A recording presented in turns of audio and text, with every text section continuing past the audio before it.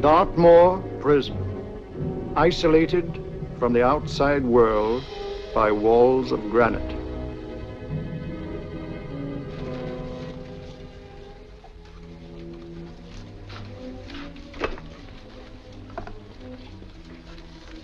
They say you could get out of here by merely telling what you know. You may or may not be another Scotland Yard bloke. But I'll give you the same answer I gave the others. I still have 2 years, 8 months, and 6 days left in which to make musical boxes. That'll be sold at auction for the benefit of this delightful sanctuary. And I intend to serve them.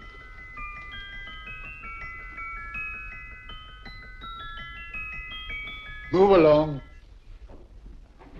And now we come to the next object on our list, or I should say objects, because there are 3 of them. Now, ladies and gentlemen, these can be bought together or separately. Now, these beautiful little musical boxes only arrived this morning, and I didn't intend to put them on the auction block until later, but I'm going to sell them now. So, good friends, as our old pal Mark Antony used to say, lend me your ears. And what do you hear? Right. The beautiful tinkle tinkle of a musical box.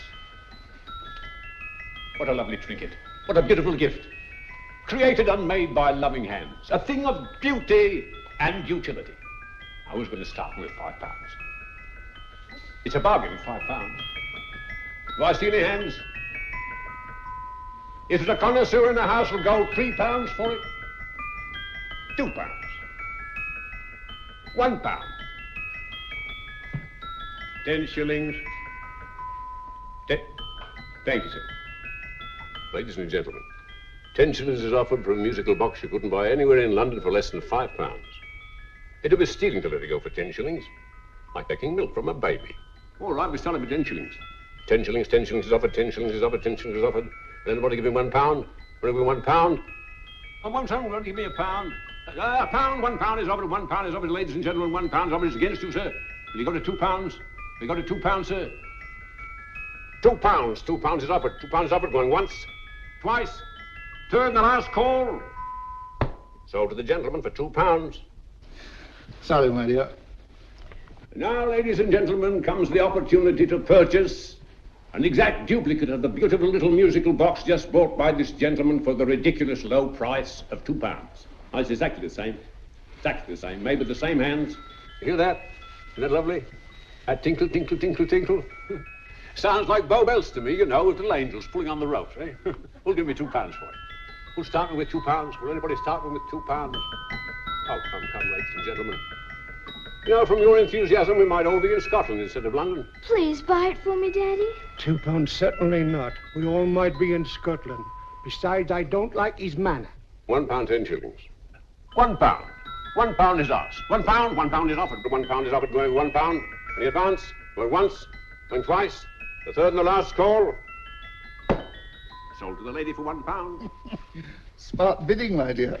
Thank you. We come to the third and last of these beautiful little musical boxes. Exactly the same. Tinkle, tinkle. Isn't that lovely? Ladies and gentlemen, I don't bring you here to gull you and swindle you. This is the exact replica of those 2 I just sold before.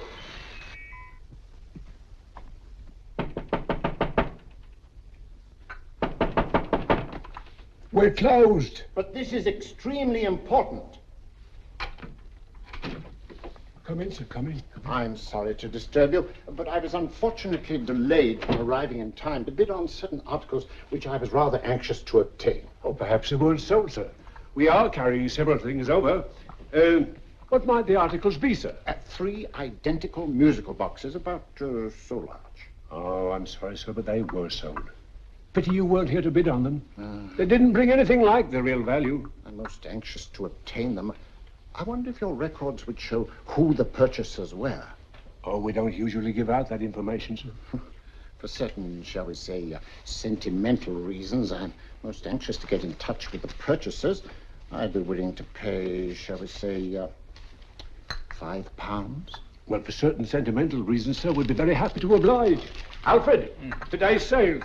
The 3 musical boxes. Musical boxes? Oh, here we are. The first purchase for £2 from Mr. Julian Emery, 52 Portman Square. Write this address down, Alfred. Yes, sir. Second didn't leave any name. Oh, how unfortunate. I think she's a dealer. You see, they don't like us to know where the things are going. On account of the profits. You say the second purchaser was a woman. Can you give me a description of her? Oh, she was a young woman. Fairly tall, slender. Had a light complexion and dark hair, and she was wearing A grey suit, don't you remember? That's right. She probably runs a gift shop. She paid £1. You say she comes here fairly frequently? No, I didn't say so. But she does, sir. Like as not, she'll come in on Thursday. We have sales on Mondays and Thursdays. Oh. And the third box? The third? Mr. William Kilgore, 143B Hampton Way. For 10 shillings. Quite a drop from £2. Mr. Kilgore was a Scotchman. Thanks. Well, thank you. You've been most helpful. Oh, thank you, sir. And any time you're passing, drop in. We always have lovely things for sale. How kind, sir? Thank you. I'll be back Thursday.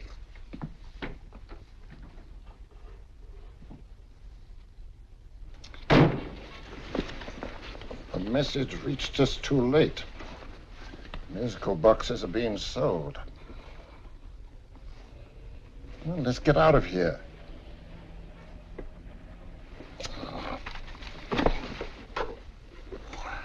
Someday you'll go too far. Reaching for a star, you fool. Yet a fool may touch a star, Colonel Cavanaugh, if he but reach high enough. But not possess it as you would. The musical boxes, they're being sold. What a pity for you, my dear Colonel. Is it my fault that the message reached us only an hour ago? Is it my fault that they were sold? You can't hold me responsible for that. Hope for your sake you're right.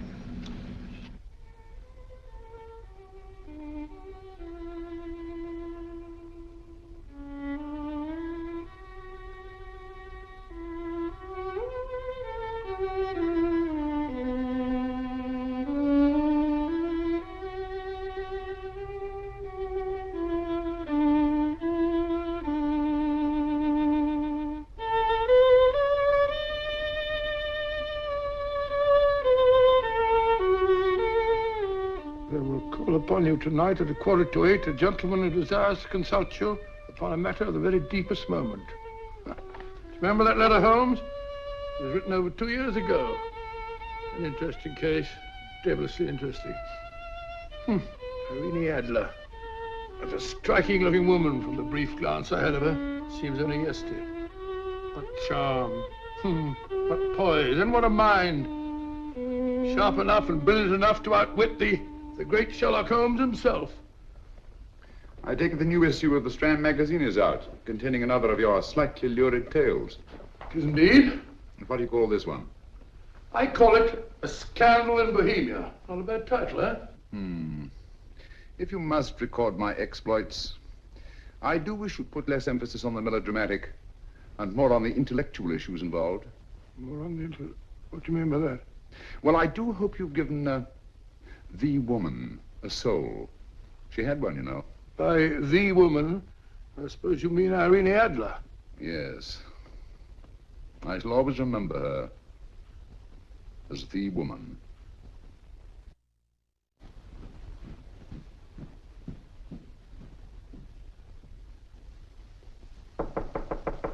Come in. I think. That's it, little boy. How are you? How are you, old boy? I haven't seen you for years. I want you to meet my old friend Sherlock Holmes. Holmes, this is Stinky. In other words, Julian Emery. How do you do, Mr. Emery? Watson has often spoken of you. Oh, has he? Yes, we were at school together. Yes, more years ago than I care to remember, but you didn't come in here just to remind me of that. No, I just happened to be in the neighborhood and saw your lights burning, so I took the liberty of looking you up. Still writing your mystery stuff? Yes, there's a new one out this week. Good, I never miss them. Oh, good, thanks. I say that bandage makes you look very interesting. Still poking your nose into other people's business as usual? Who hit you? I haven't the foggiest notion. Somebody knocked me on the head in my own living room, and then proceeded to commit the most idiotic burglary you ever heard of. Fellow must have been balmy as a coot. Balmy? Why? Come sit down, old boy. Yeah. Would you like a cup of tea? Huh? Oh, all right. I'll go and tell Mrs. Hudson about it. Yeah. Why do you say the robbery was idiotic, Mr. Emery? Oh, simply from the fact that with about £5,000 worth of musical boxes in my living room, the thief, who I caught in the act, made off with one that isn't even worth £5. I gather you're a collector of musical boxes. Yes, I am indeed. Some of them are very beautiful, but not the one that was stolen. The thief evidently grabbed the first thing that came to his hand when he heard me coming into the room. Still, it's rather odd, isn't it, that having disposed of you, he didn't pick up something more valuable. Mm-hmm. Was there anything unusual about the stolen box? No, nothing at all. No, I picked it up in the south of France, several years ago. You say you have many valuable music boxes, and yet the thief made off with one that isn't worth £5. Sounds like rather an intriguing little problem. Well, I take it that he was just an ordinary petty thief and didn't know the value. That is a possible explanation, and yet I venture to say that the average petty thief has a more extensive knowledge of the value of objets d'art than the average collector. Well, anyway, that's Scotland Yard's theory. They didn't get very excited about it. That's consistent anyway. I wonder if I might see your collection, Mr. Emery. Oh, of course you could, yes. Nothing a collector likes more than showing off his trophies. When would it suit you? No time like the present. Good. My place is just round in Portman Square. Shall we? Yes, right. Hello? Where are you going? Stinky hasn't had his tea yet. Oh, I'm sorry. We're going round to my place, where I'm going to give you something better than tea. Now, this one was made for Louis XV, and is one of the very few still in existence from that period. And a particularly fine specimen at that. Charming, isn't it? Quite. It all sounded to me like a lot of mice running about on a tin roof. I'm afraid you have no ear for music, Watson. Give me a good old band playing a rousing march. You have all your silly little tweets.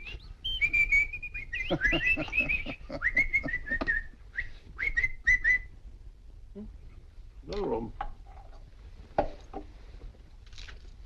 This is me.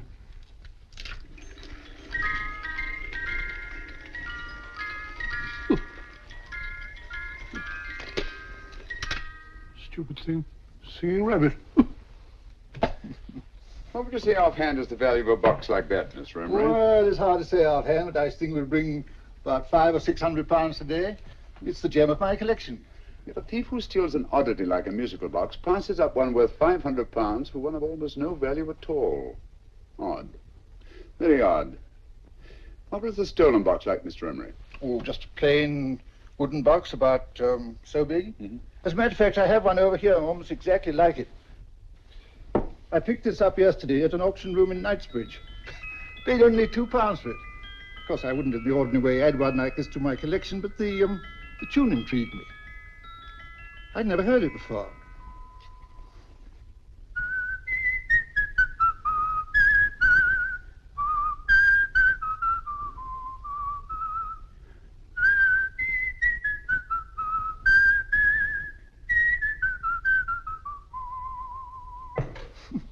You have a remarkable ear for music, Holmes. Rather an unusual melody. Sit down, will you? Thanks.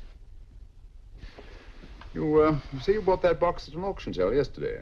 Yes, the Gaylord auction rooms in Knightsbridge. Mm-hmm. Run by old, what's his name? Crabtree. Handsome man. At what time was the robbery committed? Oh, about 3 o'clock this morning. You know, Mr. Emery, that box and the robbery might well be cause and effect, especially since you say that the stolen box outwardly resembles this one a great deal. And Scotland Yard were not particularly interested, eh? Oh, yes, but I wouldn't blame him for that, especially as I told him I was quite unable to describe the thief, except, of course, for the fact that it was definitely a man. All you remember is that you came in here and someone struck you on the head. Yes, the next thing I knew, my man was trying to revive me. It might be wise for you to put that box away somewhere and lock it up. Oh, I don't think that's necessary.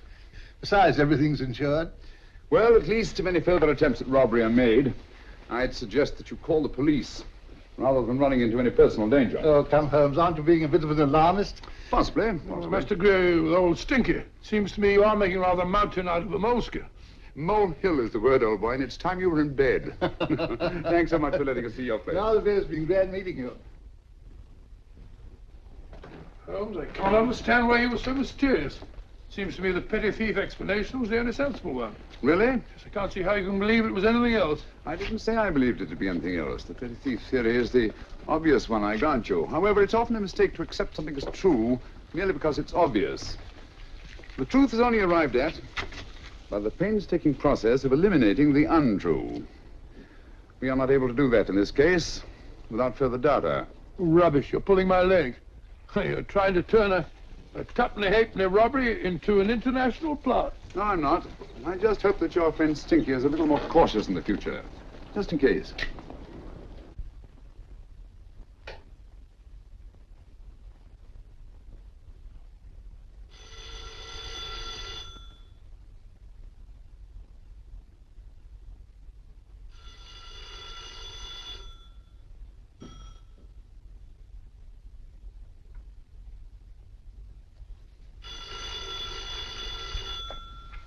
Yeah?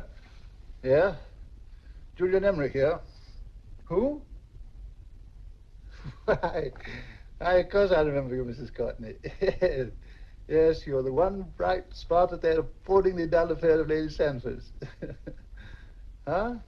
Of course it isn't too late to come round. Yes, I shall be delighted to give you a drink. I tell you what, come straight up and I'll leave the door unlatched. Right, well, 15 minutes? Good. I shall be counting each moment. No, I mean that, really. Right, goodbye.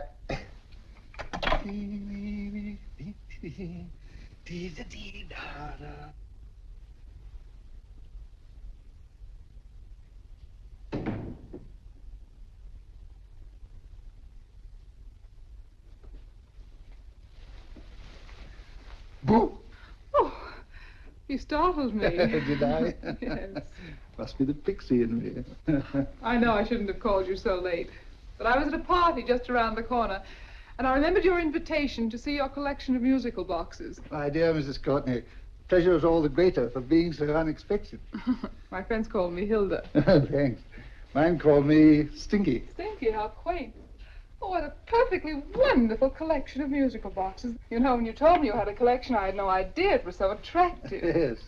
They appeal to the ear as well as to the eye. Oh, what a plain little one. Why, it looks just like a country cousin amid all this grandeur. No. You mustn't underestimate the country cousin. Only last night a burglar broke in here, and with all these to choose from, went off with one very much like it. Really? Yes, I don't mind the loss of the box so much, but I do resent this crack on the skull. But it makes you look so interesting. Oh, do you think so? Uh-huh. It's funny, that's what old Fatso said. Fatso? I mean, Dr. Watson.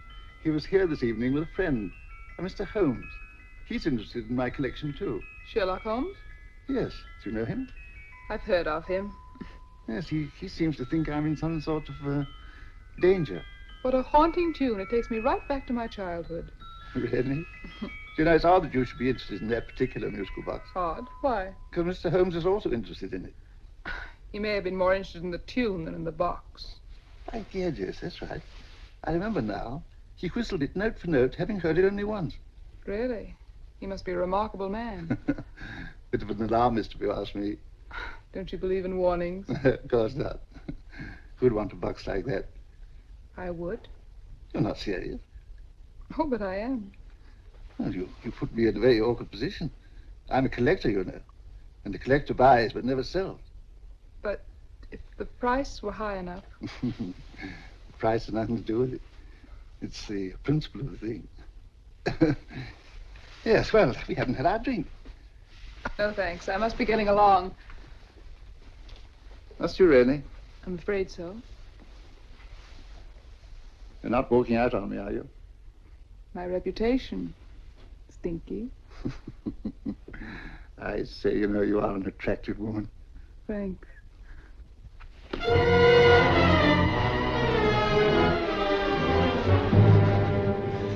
You fool. I told you to wait outside. What did you have to kill him for? All I had to do was walk out with this. He held you in his arms. Don't touch him. Don't touch anything. Now get out. I'm sorry. You're sorry. What about me? This is murder. What about Scotland Yard? What about Sherlock Holmes? Now get out!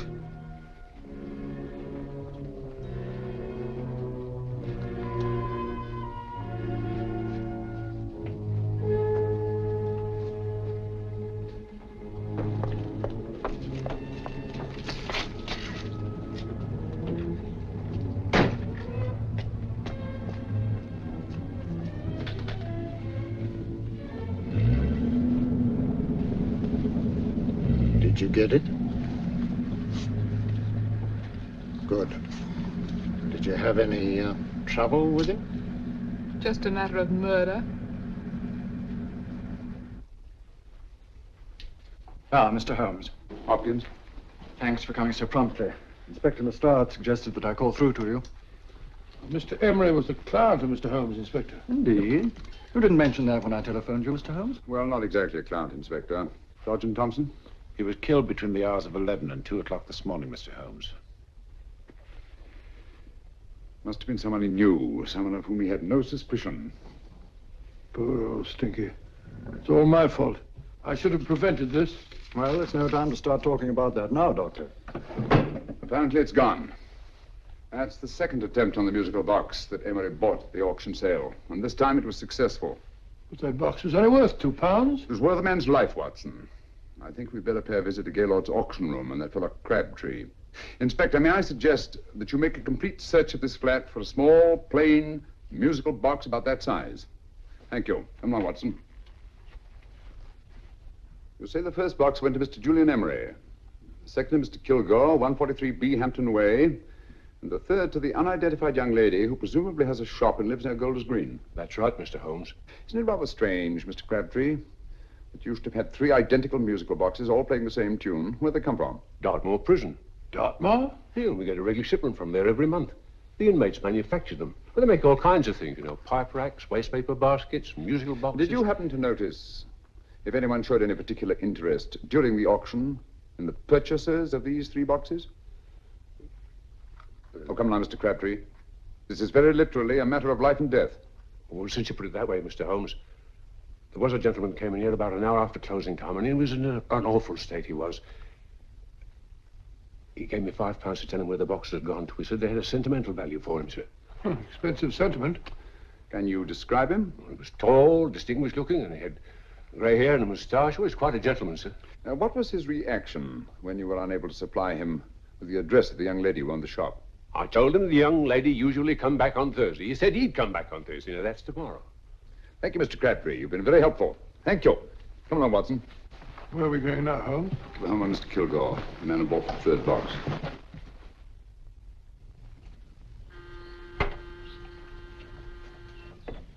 But hang it all, Holmes, how do you know those other 2 musical boxes are of any importance? I don't, but I certainly have no intention of waiting until the owners are murdered to find out. No one at home. I hope that's the explanation. I'll have a look through this window.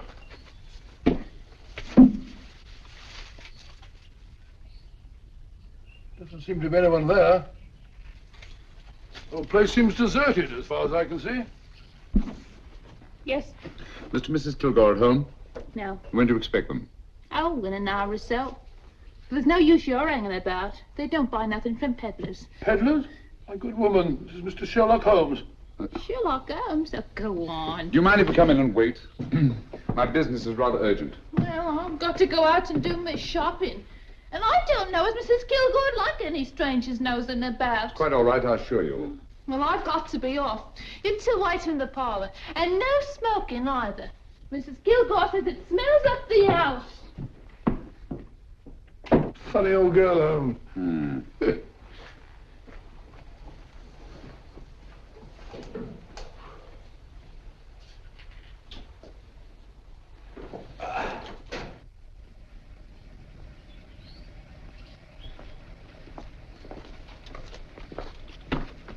Park Lane. Park Lane? And what would the likes of you be doing in Park Lane? Now, don't worry about the fare, Ducky. If you knows how to get to Park Lane, up it.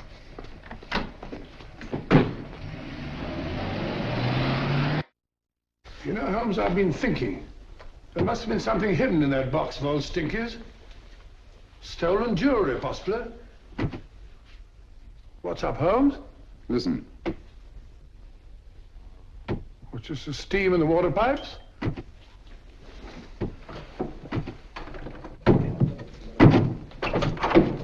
Watson! Great Scott! Come on, Holmes. Get on the chair here. It's all right, my dear. There. Now, don't worry. It's all over. There you are, dear. Don't cry anymore. She tied me up and shut me in the cupboard. I know. She won't come back. Did you show her your new musical box? Yes, she said she wanted to hear it play, and as soon as I showed it to her, she grabbed hold of me. I know. Now, don't worry. We'll buy you a new musical box. Yes, my dear, the best one in London. Watson.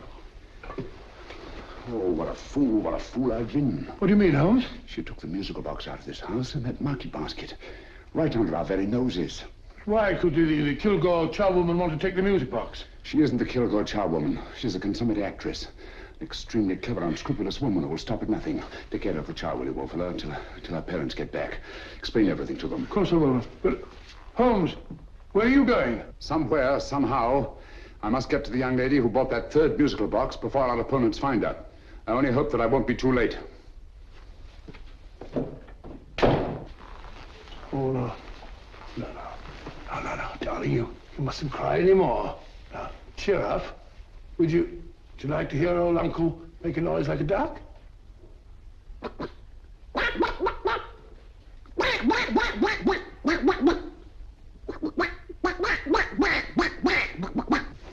Oh, sorry?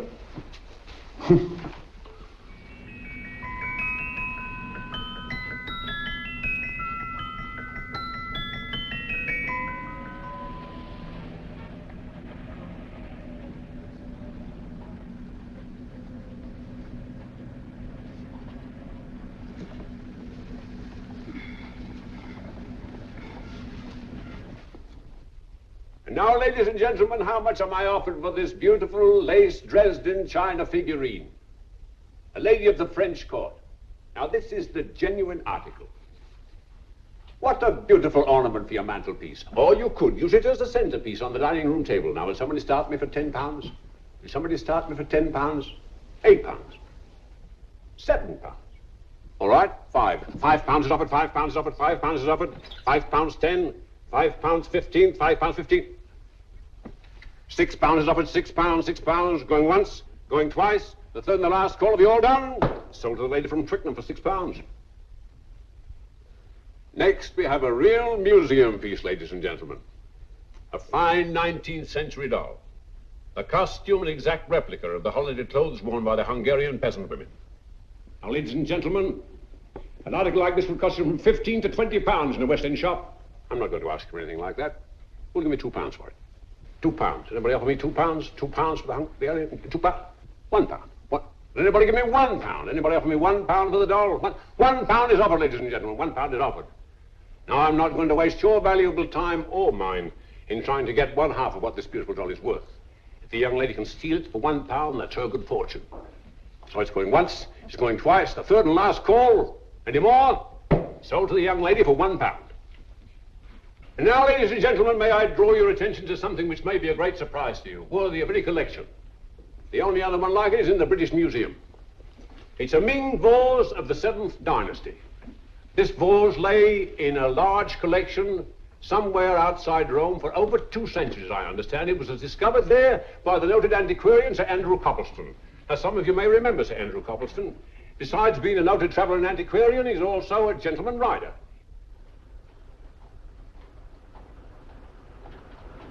The girl with the parcel in her hands, that's her. Are you sure that's the girl? Well, she fits perfectly the auctioneer's description. Follow her, Hamid.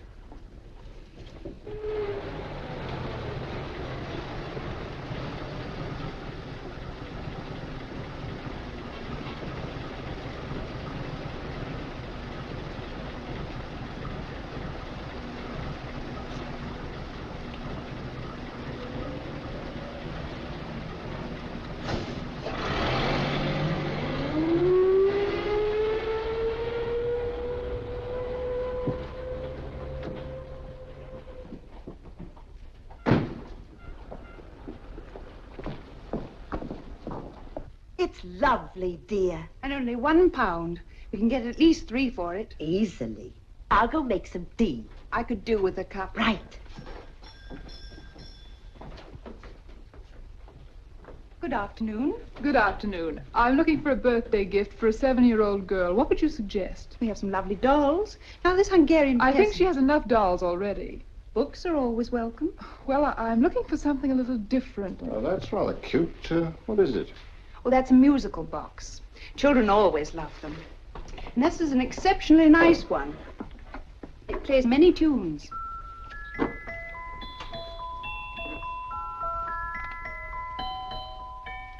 Have you any others? Yes. If you'll just step this way.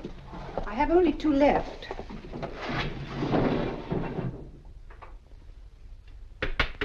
Oh, nice.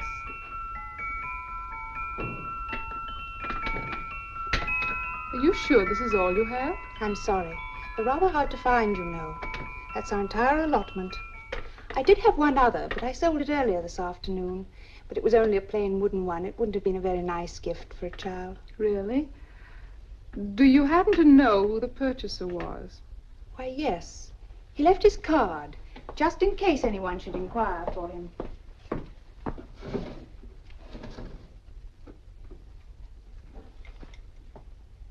How interesting. I'm sorry, but I'm afraid I'll have to look a bit further. Thank you anyway. Good afternoon. Thank you.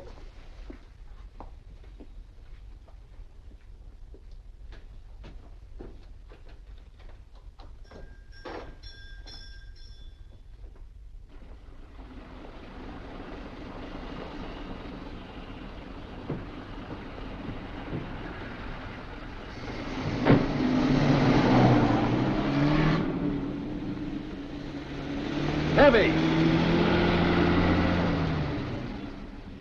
Follow that cab. Here, now, what? Scotland Yard. Hop in.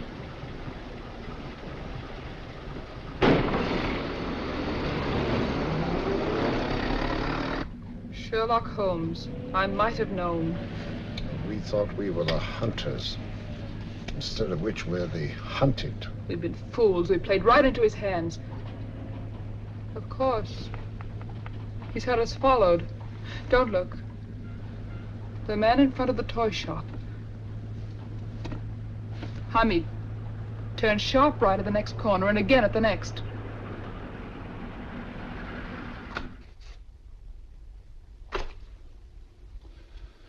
No photograph of her, Commissioner, as I expected. She's not a known criminal. But how do you expect to know if you do find her? After all, she was disguised as a charwoman. Don't worry, old fellow. If I ever see her again, I'll recognize her. Well, it won't be long till we know who they are and from where they operate. Who's covering them? Sergeant Thompson's following them, sir. They won't get away from him. He's a good man. We could have arrested them at Clifford's toy shop if we had any proof. But we know that they killed Emery. Proof, my dear fellow. We must have proof. We've x-rayed it, sir. There's nothing whatever concealed in the box. We'll have a look at the plates.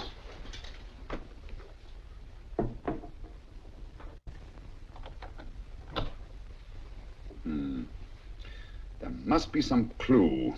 And it's probably so obvious that we've all overlooked it. Seems to me we're up against a bunch of lunatics. Not lunatics, my dear fellow. Extremely astute, cold-blooded murderers. What can these little musical boxes have in them that's so important? Don't forget, they were made in Dartmoor prison. You can smuggle stuff into prison, but not out. Do you want us to break the box apart, sir, to see if there's anything the x-ray hasn't caught? No, not yet. Do you mind if I take it? Certainly. Thanks.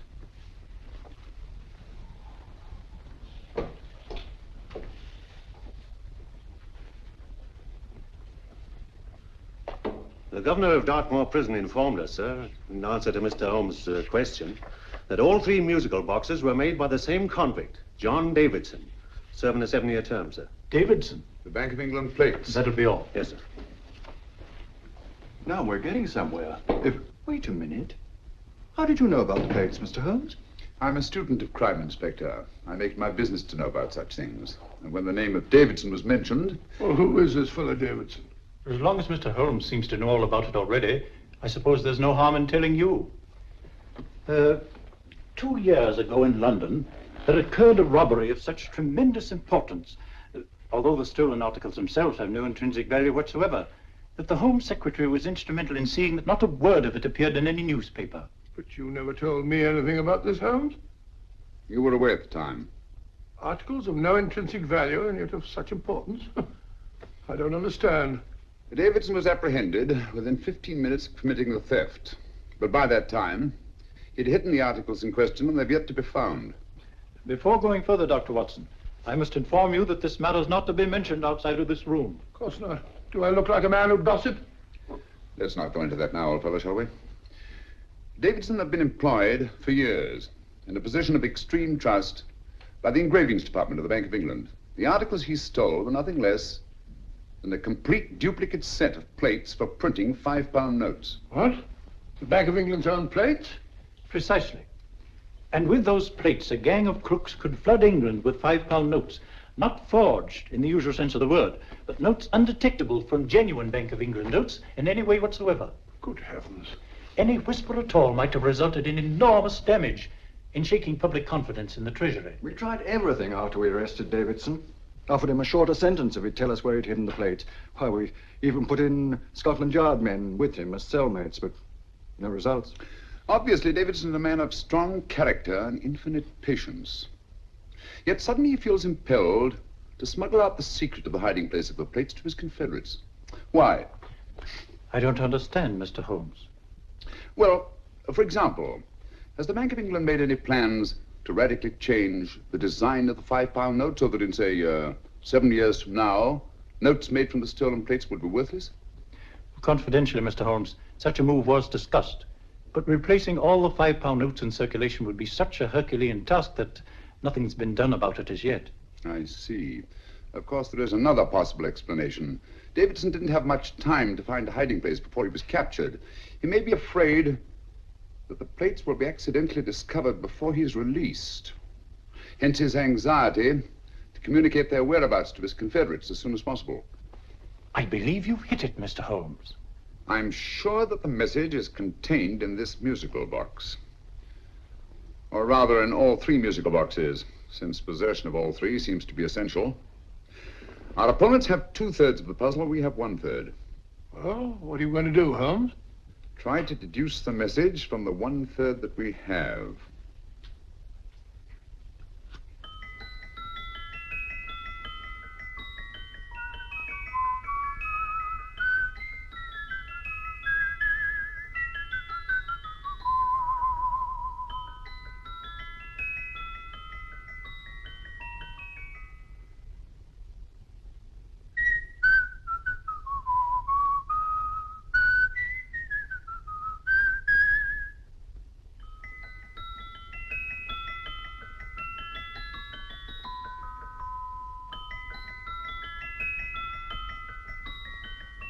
It's the same tune as the one played by Emery's musical box. And yet it's different. Sounds the same to me. The tune. Somehow the tune is the key to the mystery. It must be the tune. Otherwise, why use 3 musical boxes to convey the message? Why not collar boxes or shoe boxes? Yes? Oh. It's for you, Inspector. Oh, thank you, sir. Inspector Hopkins speaking. What? Where? Golders Green Station reports they've just found Sergeant Thompson's body. From the tire marks on his clothes, he was apparently run over by a taxi. What an unfortunate accident. Not an accident, my dear fellow. I'm afraid it's murder. You never know just who you're going to meet when you're walking down a busy London street. Mrs. Hawkins, Mrs. Brown, any subject of the crowd. Oh, you never know just who you're going to meet. So you better hold your topper in your hand, just in case you meet a lady on the Strand. Girls will think you're kind of sweet, and your day will be complete. Oh, you never know just who you're going to meet. Now, a gentleman is judged by his appearance. Yes, a gentleman is judged by how he talks. Now, he's much better off when he's acting like a toff, especially if he's taking him a walk. What on earth is this outlandish place? A rendezvous for actors. Actors? Buskers, old boy. You've seen them 1,000 times. Actors who entertain the queues, waiting outside theaters. Just who you're going to meet when you're walking down a busy London street. So you better wear your best, go to pies to look your best, 'cause you never know just who you're going to meet. So you better keep your manners right in view, just in case a lady gives a how'd you do. Keep your trousers in a pleat, shine your shoes and keep them neat, 'cause you never know just who you're going to meet. Blimey. Mr. Holmes. How are you, Joe? Never met him. And yourself? Fine, thank you. I want you to meet a friend of mine, Dr. Watson, Joe's sister. Oh, well, any friend of Mr. Holmes is a friend of mine. Hi, Joe. He did me a good turn once that I'll never forget. Yes, I cleared Joe of a most unpleasant charge. Murder, no less. Oh, really? By proving to the satisfaction of the police that he was busy at the time blowing open someone's safe. That's right, Governor. Good gracious me. Joe, now you can help me. Come on, buzz off, buzz off. Come on, up it, up it. Can't a gentleman have some peace and quiet around here? And you too. There you are, Mr. Holmes. Now we can have some peace and quiet around here. Thank you, Joe. There's £5 in this for you. Well, I wouldn't want to take it on myself, sir, but I can get somebody to do it for you for half of that. You don't know what the job is yet. For £5? Murder, ain't it? What? No, Joe, not murder, just music. I want you to identify a song for me. Oh, there ain't a song that's been written that I don't know. That's why I came to you. Of course, the violin is more my instrument, but, oh, well, here we go. Now listen to this, Joe.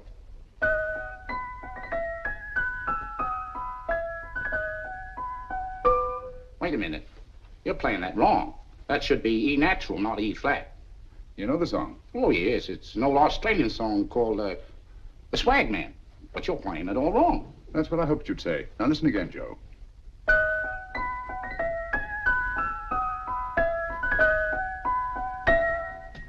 That's the same tune, all right. But you're making different mistakes than you did the first time. No, not mistakes, Joe. Call them variations. Here, play the song for me, will you, the way it's written.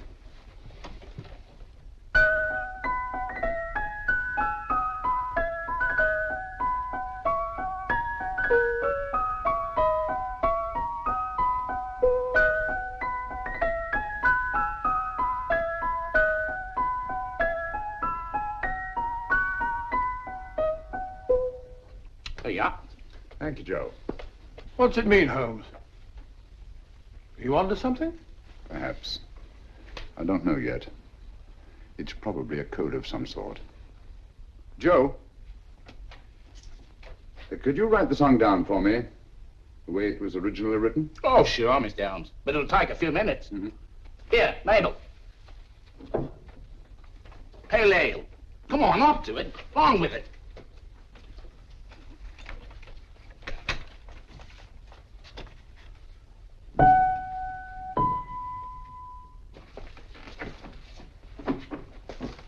Well, obviously it isn't the lyrics. No combination of those words made any sense at all. The variations in the way Emery's musical box played the tune are different from the variations in the one we have. You sure? Quite.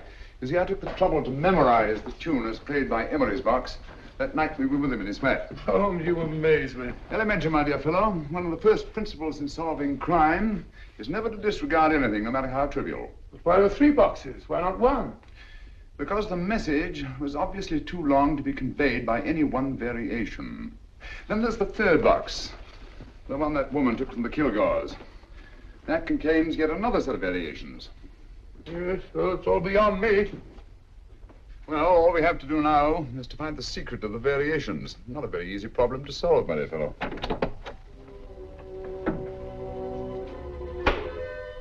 Hello. What's up? We've had company.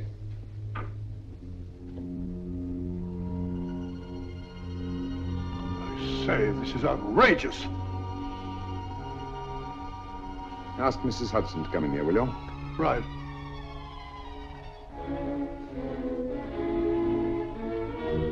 Mrs. Hudson? Yes? Oh, there you are. Will you come up here at once, please? Oh, coming, sir.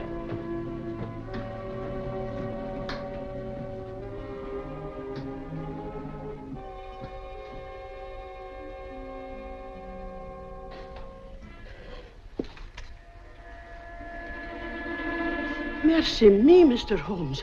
What has happened? Who called while we were out, Mrs. Hudson? Just a young lady. The one who said you wanted her to wait for you. And a nice-looking old gentleman with Our her. friends again, Watson. Friends? What did the young lady look like? Oh, I couldn't see her face. She had a heavy black veil on. But she had such a nice way with her. Oh, I'm sorry, Mr. Holmes, if I've done anything wrong. But you did say I should always let clients come in and wait for you. Don't worry, Mrs. Hudson, don't worry. You had no way of knowing. It's quite all right, quite all right. Now, don't worry, Mrs. Hudson. Don't worry. Well, where on earth's the musical box? They didn't get it. Didn't get it? Where is it? It's in your hand. Huh? In that biscuit jar. Pick the biscuits off the top. Now put your hand inside, and you'll find the music box. Well done, Holmes. Well done. Amazing.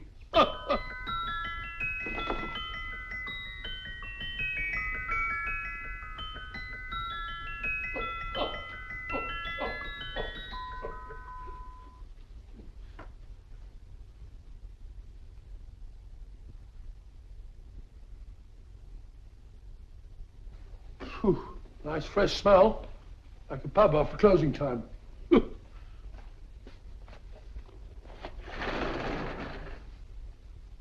I say, Holmes. What? It's morning. Allow me to congratulate you on a brilliant bit of deduction.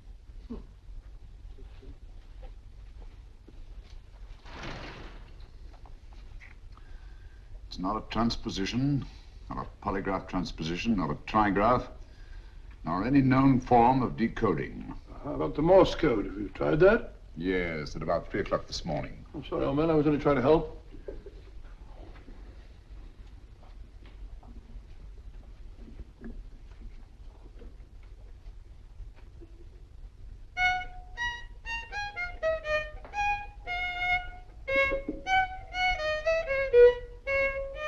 Oh, do me a favor.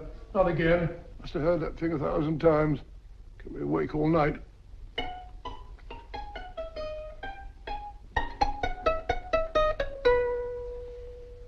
Not a very distinguished composition, I grant you.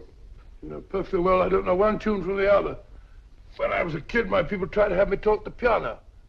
I've always felt sorry for that old teacher of mine. The poor old girl finally reached the point of numbering the keys for me. 1, 2, 3, 4. Even then, I never progressed beyond... Numbering the keys, Watson. The 19th key of the keyboard is the 19th letter of the alphabet. S. Here. Write it down when I give it to you, old fellow, will you? The first altered note. Write S first. Now, the 8th key is H. The 5th key, E. The 12th key, L. The 6th key, F. S-H-E-L-F. Shelf. Your piano lessons were not in vain, old fellow. You've solved it. Thank you. Thanks, old bean. Hold it. We now have 2/3 of the message. Behind books, third shelf, secretary, Dr. S. Presumably, these are the first and second portions of the message. And this gang has the first and third parts of it. Precisely. Then it's a stalemate? Yes, Commissioner, but we can't leave it like that.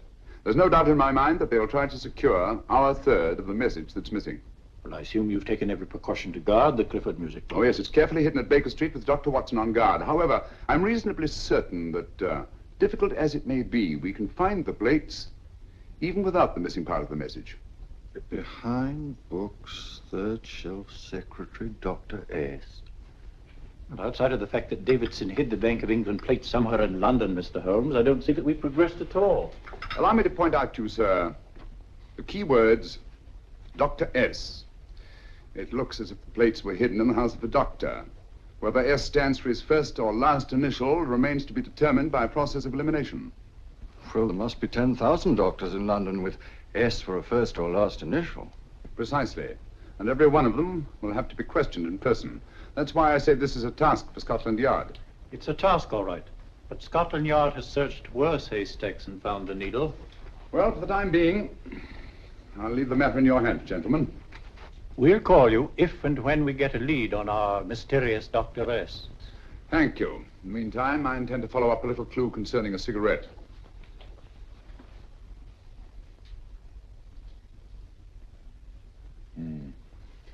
You're certain of the identification of the tobacco? Absolutely. I have made up this special blend for only 3 customers. It is almost pure Egyptian, with admixture of latakia for added body, and a pinch of perique. Merely a whisper, as one might say, for elusive fragrance. Yes. And the 3 customers? Major Wilson in Bombay, India. Mrs. Catherine Leamington Smith in Ireland.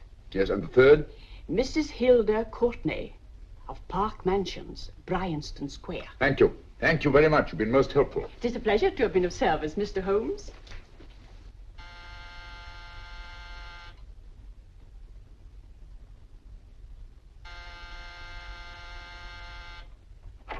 Yes? Mrs. Cockney? Yes. My name is Sherlock Holmes. Oh, do come in. Thank you. I've heard of you, of course, Mr. Holmes. I believe we have a mutual friend in Sir Edward Brookdale. He's spoken to me of you quite often. Indeed. And to what good fortune am I indebted for this visit? I think you know Mrs. Cockney. Well, I did get a summons for speeding last week, but outside of that, I don't think I'm of any interest to the police. Oh, come now, Mrs. Courtney. You seem to forget that you and I have met before. I'm sorry. I'm sure I would have remembered meeting the great Sherlock Holmes. Please sit down. Thank you. You say we met before. Yes. At the home of Mr. and Mrs. Kilgore, 143B Hampton Road. Kilgore? I don't think I know anyone of that name. Well, I didn't say you knew them. As a matter of fact, you called on them when they were out. I don't understand, Mr. Holmes. Really? And you were dressed rather differently. Indeed. Cigarette? Thank you.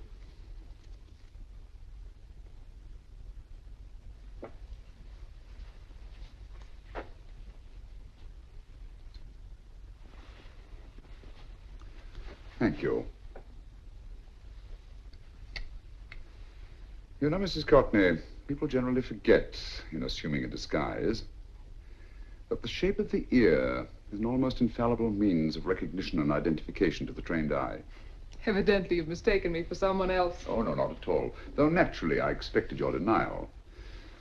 But when you paid your visit to my rooms at Baker Street, you carelessly left behind another identification. They're,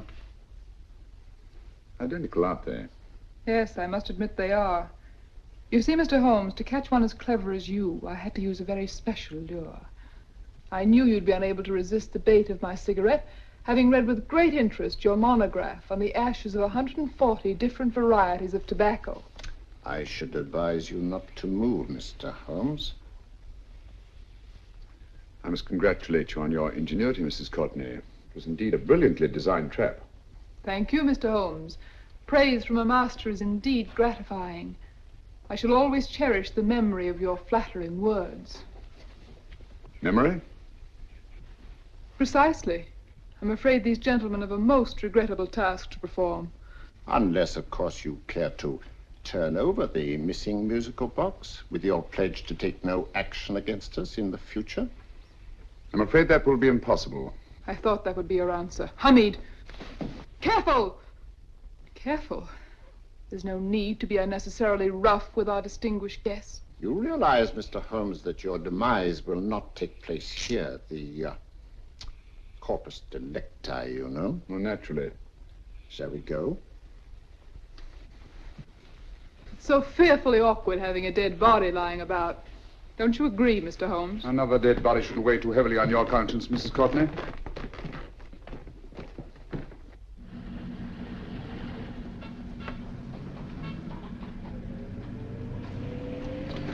You mind if I have a cigarette? Ah, don't see why not.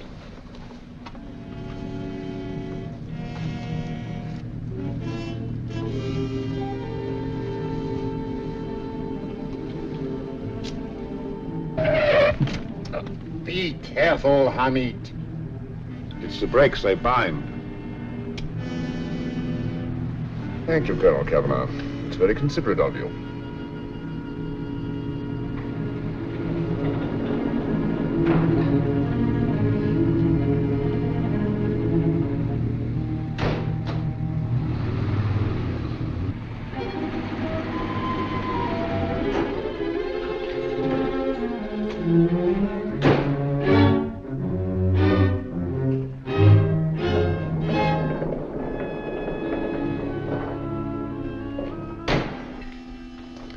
You'll be happy to know, Mr. Holmes, that your death will be a painless one.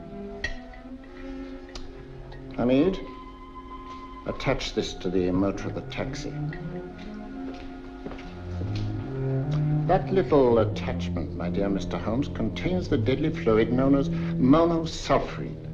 The Germans use it with gratifying results in removing their undesirables. Start the motor.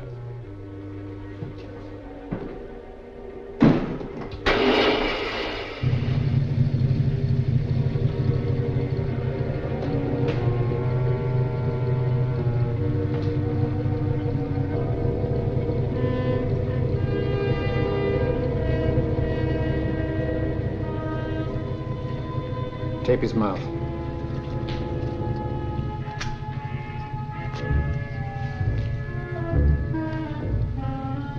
Now, up with him, Hamid.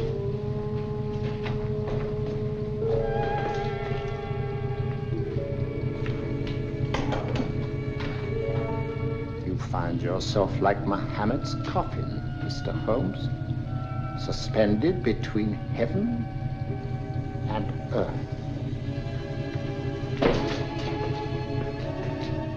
Plenty of fuel in the tank? Good. It would be too bad to have anything go wrong through so simple an oversight.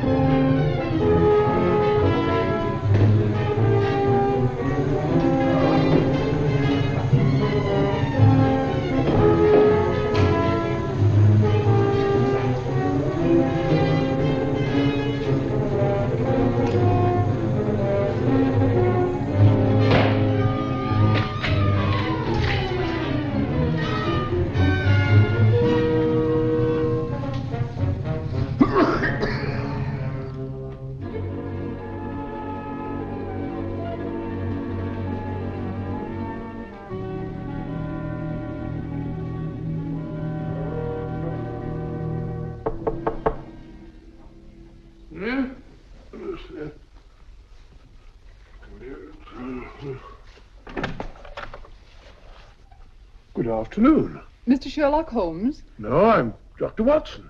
Oh, of course, Dr. Watson. How stupid of me. Oh, so, this is stupid of me. Won't you come in? Well, I really came to see Mr. Holmes. Oh, I'm afraid he's out. I don't know when he'll be back. Perhaps there's something I can do. Won't you sit down? Thank you. You know, Sherlock Holmes and I have been engaged on a great many cases. Oh, really? Yes, indeed.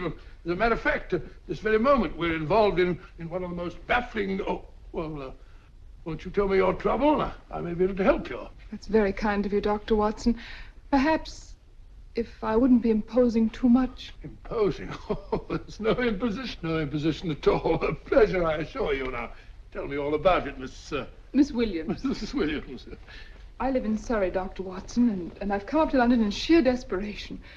My only sister has disappeared, and the local police seem utterly unable to find her. Well, Holmes and I solved a case exactly like that once. Very interesting as far as I remember. I call it the adventure of the solitary cyclist. Oh, sorry. Now I come to think of it, it wasn't so very similar. Entirely different. I don't think what I was saying. Where were we? She's only 17, Dr. Watson, and until she disappeared last Thursday, she seemed to be in the best of spirits. Possibly a romantic entanglement? Oh, no, nothing of the sort. She left no note, didn't even pack a bag, no explanation. She just started to walk to the village from our house in broad daylight and simply vanished from the face of the earth. Oh, there. Might I have a glass of water? Please, a glass of water. I want one minute.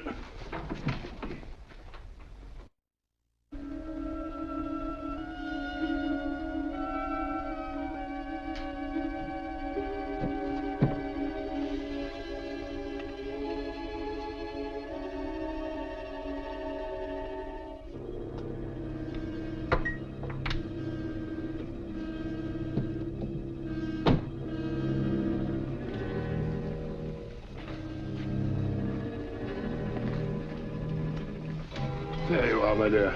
Thank you, Dr. Watson. No, you're not to cry anymore. You must pull yourself together. Oh, I feel much better already knowing that you're going to help me. Oh, Dr. Watson, look! Good heavens! Get through the fire brigade, quickly!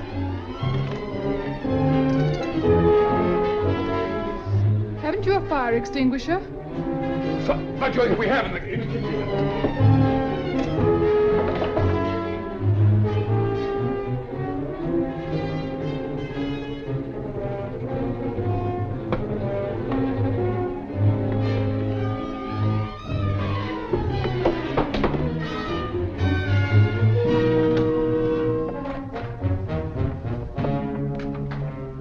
Miss Williams, we'll have this thing out in no time.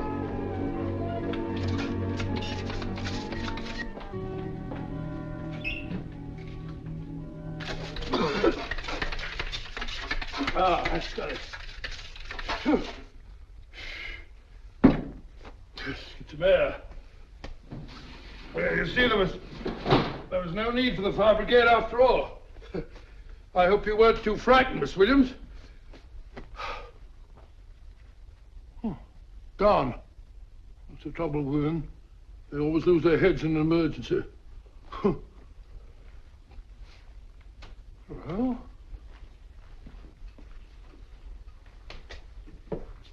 A musical box. Great Scott! Miss Williams!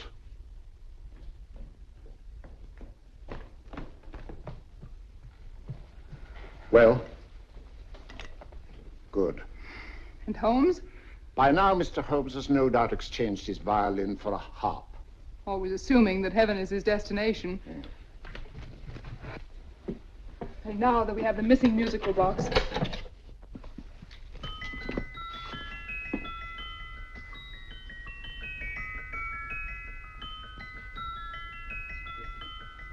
Nineteenth note. 19th letter. Yes. He hasn't been there, you say? Holmes, where on earth have you been? I've been trying to get you at the club, at Scotland Yard, all over London. You're looking for me in the wrong places. Holmes, terrible things happened. I've been duped. That woman, she made a complete fool of me. Oh, what do you mean? Well, she came here, let off a smoke bomb. I thought the whole place was on fire, and my first thought was to save the musical box. No need to say any more. She has the box. Yes. Don't blame yourself too much, old fellow. She's an extremely clever antagonist. Smoke bomb, you said? Well, you can console yourself with the thought that your charming friend is at least a reader of yours. What do you mean? If I remember correctly, you wrote about my little experiment with smoke and the cry of fire in a story you entitled A Scandal in Bohemia, which has just appeared in the Strand magazine. All right, old boy. Don't rub it in. Well, it may cheer you up to know that you made a fool of me, too. That cigarette stub was planted here for one express purpose. We're going to bandaging around this place. Bandaging? What's the matter, Holmes? You hurt? Explanations will have to wait until later. At the moment, we're faced with a problem which I fear is insurmountable. Come over here, old boy, will you? Right. Our opponents are in possession of all three parts of the code. And here are we, while the Bank of England plates pass into their possession. Cheer up, old fellow, cheer up. As Dr. Samuel Johnson once said, there's no problem the mind of man can set that the mind of man cannot solve. What's that, old fellow? I was just quoting Dr. Samuel Johnson. He said there is Thank no... you, Watson, thank you. Leaving the front reception room, we come into the main hall, where Dr. Johnson was in the habit of passing through to have his meager meals in the dining room opposite, in company with his friend and biographer, James Boswell. We will now pass up the stairway, which remains in its natural wood finish, just as it was when the good doctor was here. The framed etching on the wall is believed to have been presented to Dr. Johnson by the distinguished painter, Sir Joshua Reynolds. I've been told here that that picture was given in by Mrs. Thrale, and it's definitely not a Reynolds. Is that important, my dear? Oh, I'm sorry. This way, ladies and gentlemen, please, this way. Move along, children, move along. The secretary's not on this floor. Patience, Hamid. I have a feeling My that... dear Colonel, with Sherlock Holmes out of the way, what could go wrong?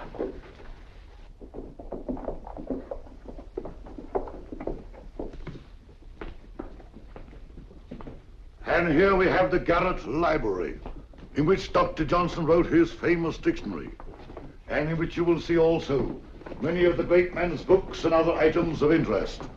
Step forward, ladies and gentlemen, please, step forward.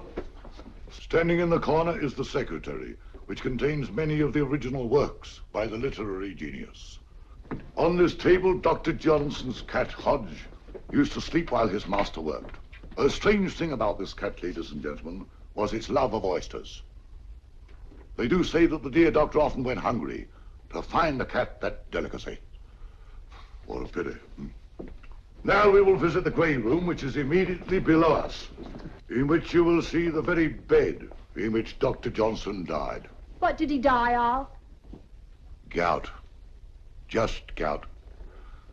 This way, ladies and gentlemen. Mind the steps, please.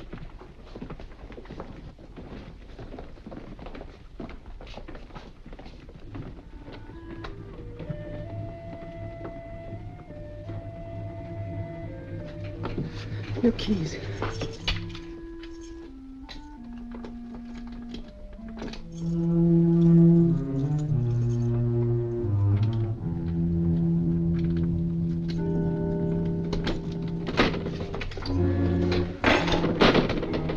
Third shelf up.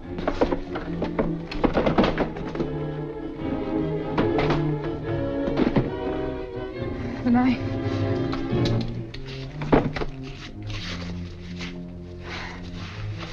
Gentlemen, the Bank of England plates. Well, Mrs. Cockney, so we meet again. No, I shouldn't do that if I were you, Colonel Kavanaugh. I must congratulate you, Mr. Holmes. You're far more clever than I thought. Thank you, Mrs. Courtney. Praise from you is indeed gratifying. I shall always cherish the memory of your flattering words. Memory? Oh, thank you. And now I have a most regrettable task to perform.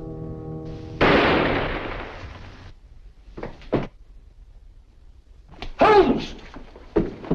Coming, Holmes! Holmes, you all right? Perfectly, thank you, old fellow, but I think this gentleman on the floor requires some medical attention. We must see that he looks his best, you know, when he's hanged. Take them in charge.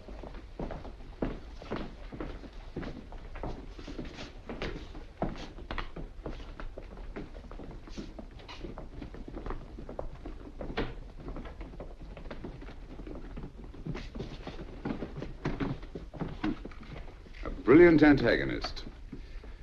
It's a pity her talents were so misdirected. Will you see that these plates are returned to the Bank of England, Inspector? I still don't understand how you solved it, Mr. Holmes. It's entirely due to Dr. Watson. He gave me the clue when he mentioned Dr. Samuel Johnson. Well, congratulations, Doctor. Oh, thank you, Inspector. I don't think I'd have done it entirely without Mr. Holmes's help, you know.